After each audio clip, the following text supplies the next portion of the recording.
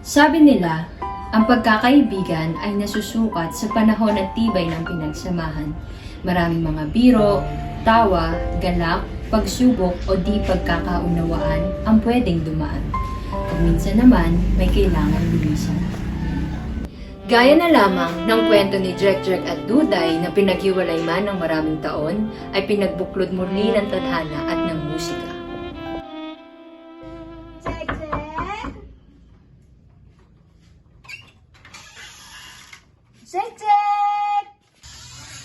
Jek! Hello, BFF! Anong ginagawa mo? Ito, nakikinig lang habang nasusulat ng kanta. Ha? Napakabata pa natin para sa ganyan ah. Alam mo, halika, maglaro na lang tayo. Hindi na, mamaya na lang. Tapusin ko muna to. Ano ba yan? Ano ba kasi ang ginagawa mo? Uy! Ang galing mo palang gumawa ng kanta. Pakinig nga! Maya na. Alam mo, ganito na lang. Tulungan na lang kaya kita. Deal? Deal! Bata pa lang ako, nakakahiligan ko nang makinig sa radyo ng mga musika at awitin sadyang napakasarap pakinggan. Minsan ko na rin pinangarap na maging isang sikat na singer balang araw.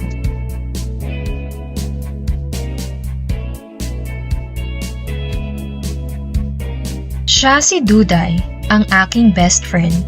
Sabi nga nila, opposites attract. Maingay siya, tahimik ako. Palakaibigan siya at mahiyain naman ako. Malamang, yun din ang dahilan kung bakit kami nagkasundo. Pupunan namin ang mga bagay na wala sa isa't isa. Lahat na yata ng mga sikreto ay napag-usapan na naming dalawa.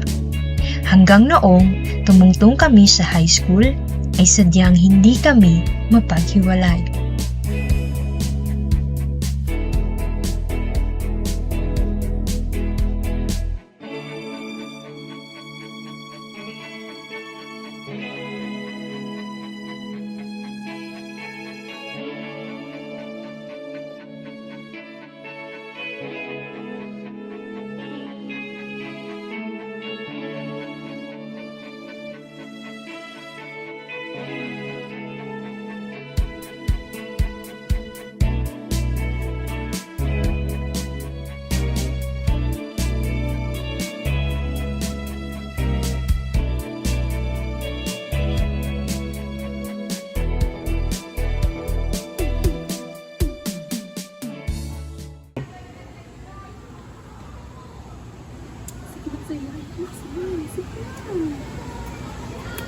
Jek, uy.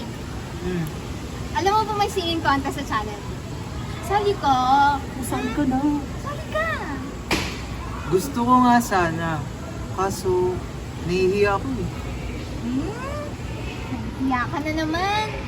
Sige na. Alam mo, tamang-tama, naghahanap sila ng singer-songwriter. Isali mo yung ano natin, ginawa natin. Wag na muna ngayon, tsaka na lang siguro. Ay, nako. Sayang. Sayang, babe. Sumali ka na. Sayang Di ba, opportunity. ito yung gusto mong gawin? Ito na yung chance mo. Oh. Sige na. Sige na. Uy. Sabi nga ayoko eh. Marami pang panahon. Wag mo na ngayon, okay?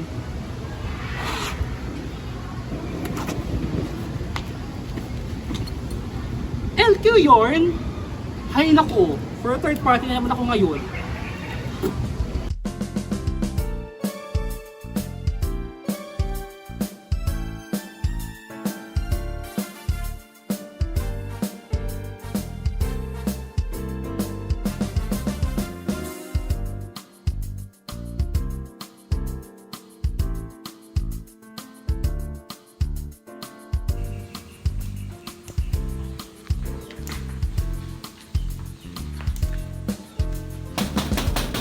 Duday? Duday? BFF? BFF? Oh, Jack. Bakit dito ka? Hello po, Tito Berto. As usual, katulad po ng dati, binibisita si Duday. Kayo naman po, di na kayo nasanay ni Duday. Ha? Hindi pa ba niya nasabi sa'yo? Na ano po ba? Pumunta na siyang abroad para dun mag-aral. Sa Canada, iho. Hindi mo ba talaga alam? Ah, ganun po ba? Oo. Okay po. Kung ganun, sige. Thank you po. Mauna na rin po. Naku, sorry, iho. Halika, magmerienda ka muna. Di na po. Sigurado ka? Opo. Sige po. Ano na po? Ingat.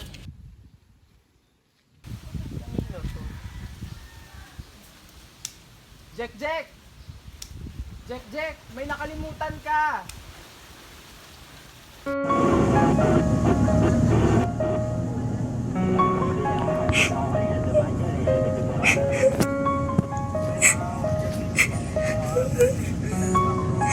Sorry.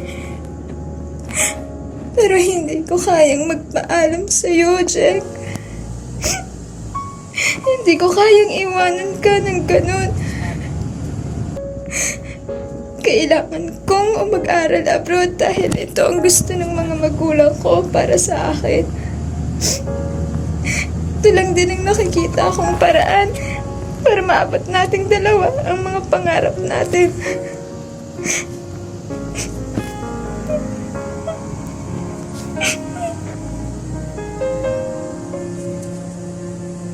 Nang mga panahong iyon, parang gusto kong sumabog sa lungkot, bigati at galit na aking nararamdaman. Hindi man lang siya nagpaalam sa akin. Sa akin na best friend niya sa loob ng 10 taon. Lumipas pa ang ilang mga taon, marami nang nagbago. Nakagraduate na rin ako ng college sa kursong Electronic Music and Media Arts. Nasanay na rin ako sa buhay na wala ang aking best friends.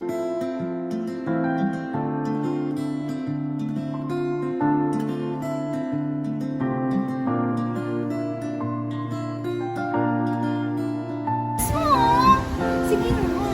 Sige na. Ano na kaya ginagawa ni Duday? Okay pa kaya siya? Miss ko na yung loko na yun. Email ko nga siya sa yaw niya.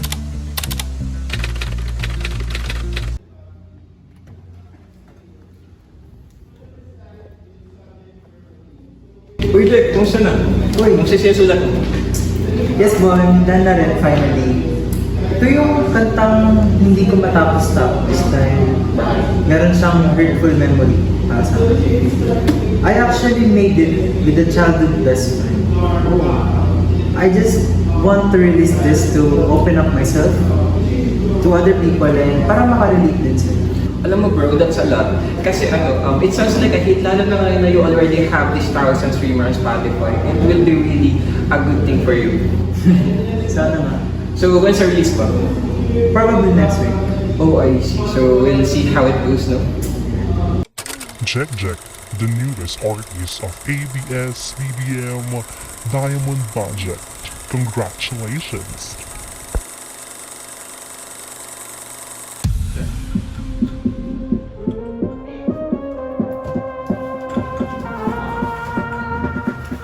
Uy! Jomar! Kamusta? It's been a while. Ito, hindi ko maganda pa rin. You know? Anyways, may tanong lang ako. Yes, ano yun, dear?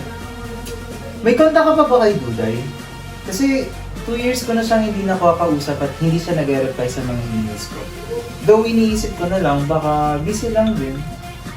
Hindi ko na nga rin siya nakakausap eh. What if you can ask her uncle doon sa bahay nila kung nakauwi siya sa Pilipinas? Oo, si Tito Berto. Sige. Matagal ko na rin kasi siyang hindi nakakausap eh. Cheers? Sure.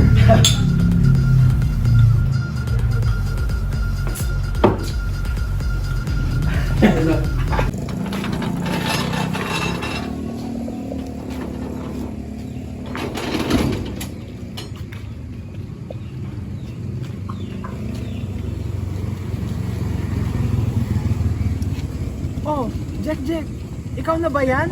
Hello po, Tito Berto. Long time no see. Pambihira. Ang pogi mo na. Parang dati lang, hindi ka pa naliligo. Grabe naman po kayo. Gawa naman po talaga ako since birth. Sige, sabi mo eh. Sikat ka na nga eh. Napapakinggan na kita sa kung saan saan. O siya, anong sadya mo? Tagal mo nang di nagpunta. Naku, hindi pa po ako sikat. Itatanong ko lang po pala sana kung may contact pa po ba kayo kay Duday? Ah, nako. Si Duday, wala na rin akong contact eh. Ah, ito. Isisend ko na lang ang FB account ng ate niya ha. Siya na lang ang kausapin mo. Hello? Sino to? Ay, hello po. Ito nga po pala si Jack, nakababata ni Duday. Itatanong ko lang po sana kung kamusta na siya. Ah, ikaw nga pala yan. Lagi niyang nakikwento sa akin. Talaga po? Kamusta naman na po lagay niyo dyan sa Canada? Jack, sorry. Pero wag ka sanang mabibigla ha. Nagkaroon kasi ng sakit si Duday. Mga 3 years ago, she had lung cancer. She fought for her life hanggang sa umabot na ito sa terminal stage. And I regret to say, my sister didn't make it. She passed away last year. I'm really sorry, Jack.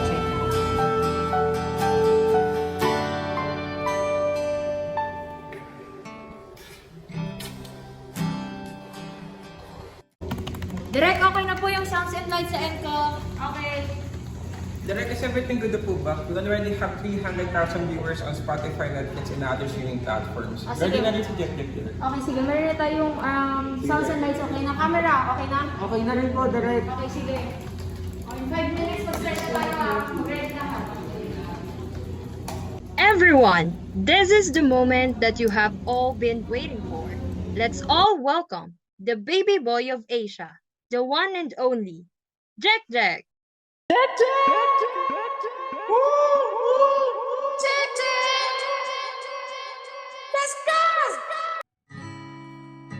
Masasayang mga araw na kasama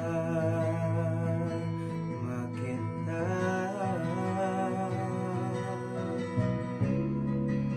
Paglalambing at kulit mo na hindi nakakasawa. Punong-puno ng ligaya ang ating pagsasama, na parang wala nang sisira ng lahat.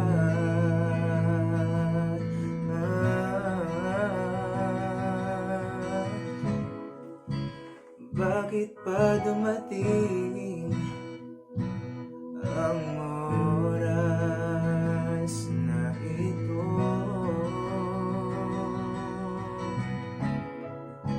Nabalitaan ko na wala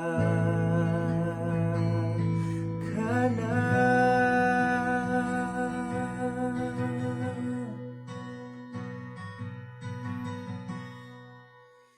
Di ba't sabi mo hindi mo ko iwan? Di pa ba bayaan na ako'y mag-isa?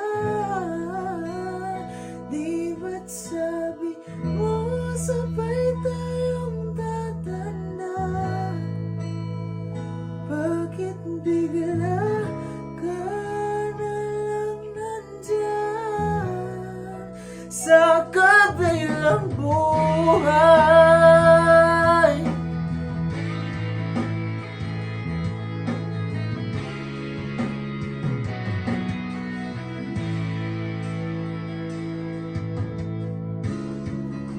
Paano na lahat? Paano na ako? Tayo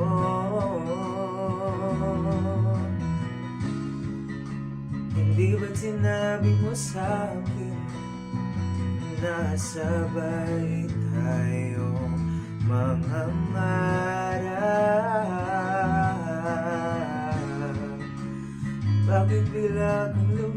minsan nang hindi pala napaalam.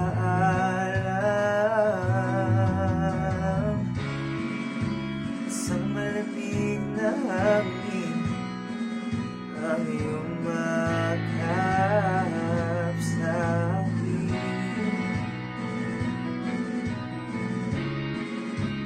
Parang isang baybati na